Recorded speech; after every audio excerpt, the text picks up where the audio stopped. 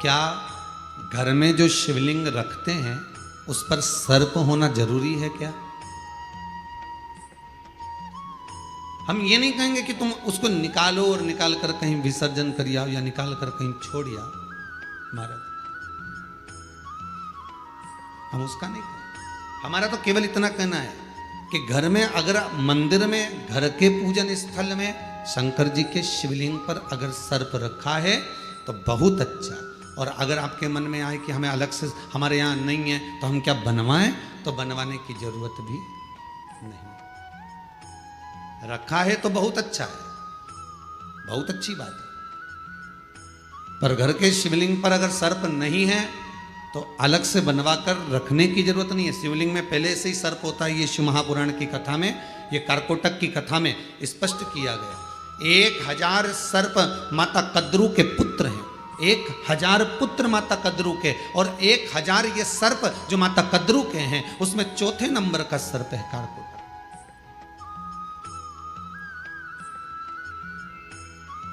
जो भगवान शंकर के शिवलिंग से जाकर लिपट गया, भगवान शंकर के शिवलिंग से जाकर लग गया और भगवान की भक्ति में ऐसा डूबा। बस वो कारकोटक भी शिव से जुड़ने के बाद में, शंकर को लगने के बाद में, वो कारकोटक भगवान के एक बार हृदय चित्त से लग गया, फिर उसकी चित्तवृत्ति में कुछ दूसरा समाया ही नहीं। बहुत ध्यान देना। कई लोग पूछते हैं महाराज जी क्या घर में शंकर जी का शिवलिंग रख सकते हैं? रख सकते हो, मना नहीं है। जिसके घर में शंकर का शिवलिंग रहता है उसके घर में कभी बड़ा रोग प्रवेश नहीं करता। शंकर का शिवलिंग हो, पर शिवलिंग का भी प्रमाण है साहब। घर में जो भी मूर्ति होती है, जमीन ये जमीन है, इससे अंगूठे को उठाकर देख लो, हाथ को, बस इतनी बड़ी मूर्ति प्रतिमा स्वरूप घर के अंदर होना चाहिए, इससे बड़ी नहीं। क्योंकि बच्चा जितना छोटा होता है उसको उतनी व्यवस्था कम करना पड़ती है। बच्चा जब बड़ा हो जाता है व्यवस्थाएं बढ़ती चली जाती। और निवेदन है, आप अपने घर के कमरे में दूसरों को अलाउ नहीं करते। करते हो क्या? जेठानी का लड़का आया तुम्हारे कमरे में आकर बैठ गया, देवरानी का आया या ननंद के छोरा छोरी आए तुम्हारे कमरे में बैठ गया, तुम्हें अच्छा लगेगा? जल्दी कर निकल।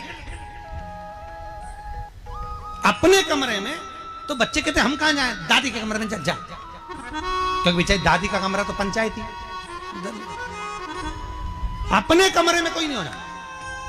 और ले देकर केवल एक भगवान का कमरा ही ऐसा होता है, भगवान का मंदिर एक ऐसा होता है जिसमें सब